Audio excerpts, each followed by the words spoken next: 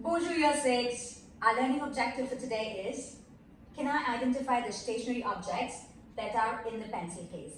I'm sure you must be wondering, we've been doing this for quite some time, but with different questions we're going to be doing today, alright?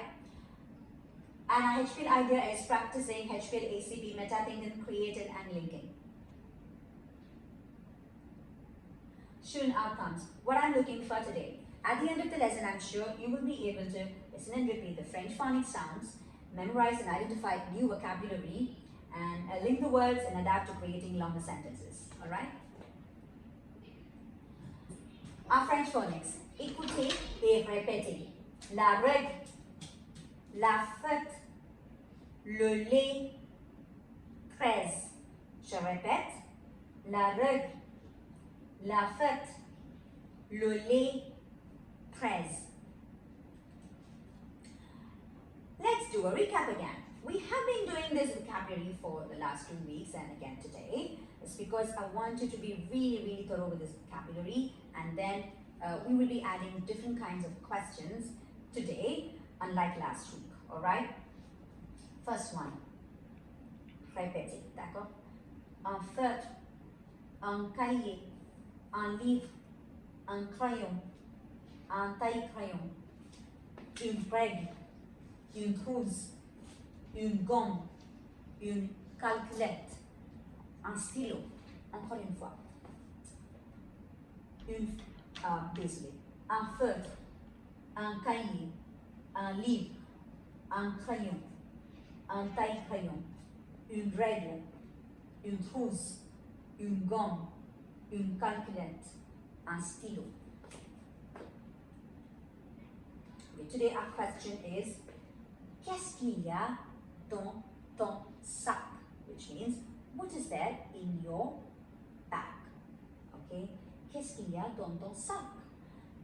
Un feutre, une règle. You have two, and then I'm going to make sentences with these two words. So, someone asks you, qu'est-ce qu'il y a dans ton sac? Which means, what's there in your bag? Qu'est-ce qu'il y a dans ton sac? You will answer, il y a un feutre. Or, if you have this, you would say, il y a une règle. Alright? So this is positive. Now let's move on to the next kind of answer. Before that, we have a challenge. Translate this into English, if you really know it. Alright, so, j'ai des ciseaux, mais je n'ai pas de gants. You remember we did last week. Only very few of you tried it. Some of you, if you didn't try it, this is the best time. Now you know it really well. Please try it this time, alright? This is not for everyone. This is for people who have not tried it last week. You can try it this week, alright? Next, over here, your question is, y a-t-il un cahier dans ton sac? Is there a notebook in your bag? Y a-t-il un cahier dans ton sac? Is there a notebook in your bag? Your answer could be two different ones, because you could either say, yes, I have it, or you could say, no, I don't have it in my bag. So how do you do it? Again, we have this negative sandwich, which we did it last week. No and pas. No would come before the verb, and pa would come after the verb. It's like a sandwich, like you have how you have two buns. The two buns, top and the bottom, would be no and pa, and the veggies and whatever in between would be the verb. Alright, so remember it that way. Over here, you start your sentence by saying, oui, yes, there is a notebook. So you say, oui, il y a un cahier. Okay, you want to extend the sentence, you could write, oui, il y a un cahier dans mon sac, in my bag. Okay, if you want to challenge yourself, you could make a sentence like that. And then if you want to say, no, this is not a notebook, this is a book. Okay, so you could say, no, il n'y a pas de cahier, c'est un livre. There is no book, it is a, there is no notebook, it is a book. Then you will say, no, il n'y a pas de cahier, c'est un livre, it's a book. Alright? Or instead of saying, it's a book, you can also say, there is no notebook, there is a book. There is. So you could still say, il y a un cahier instead of c'est un cahier. Okay, so setan kaiye, you will say iyang kaiye too. So you can make sentences like this. I'm sure you've understood how you have to do with negative and positive sentences. Alright, positive with we, negative with no, and no and ba. Oh yeah, you must be wondering why it's not ne and it's n apostrophe. That's because y is also considered like a vowel, and then you don't write e over there, you just put n apostrophe. Did you understand? Alright, so it's il n'y a pas de cahier. Remember, when you have a or une or des, du, de la, all of this will change to the in a negative sentence, and that's why you have de over there. No matter what, you just put de there. Alright, so oui, il y a un cahier. No, il n'y a pas de cahier.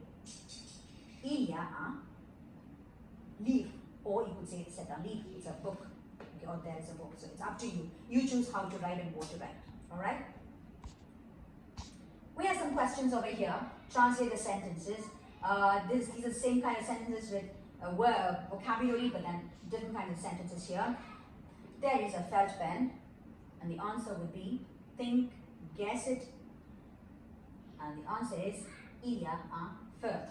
There is an exercise book, a notebook. Il y a un cahier.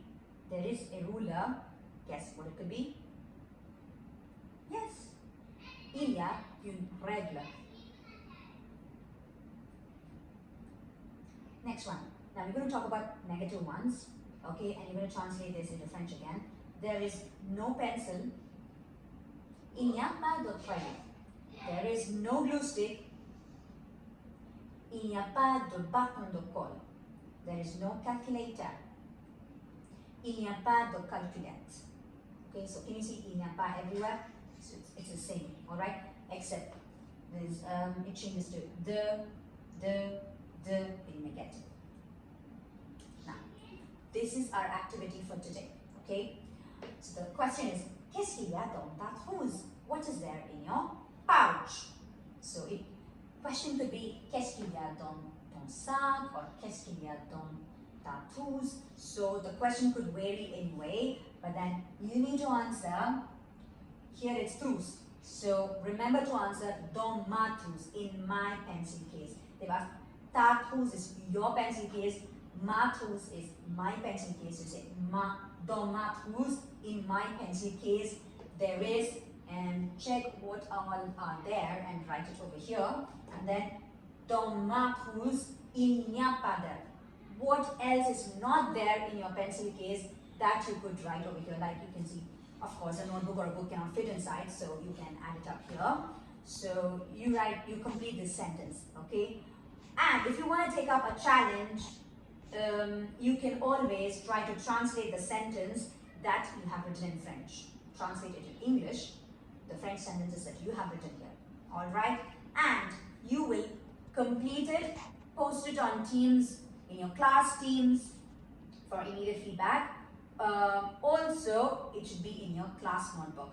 First of all, try to type it in your class notebook and then screenshot it or use a snipping tool to snip it and then post it on Teams, alright?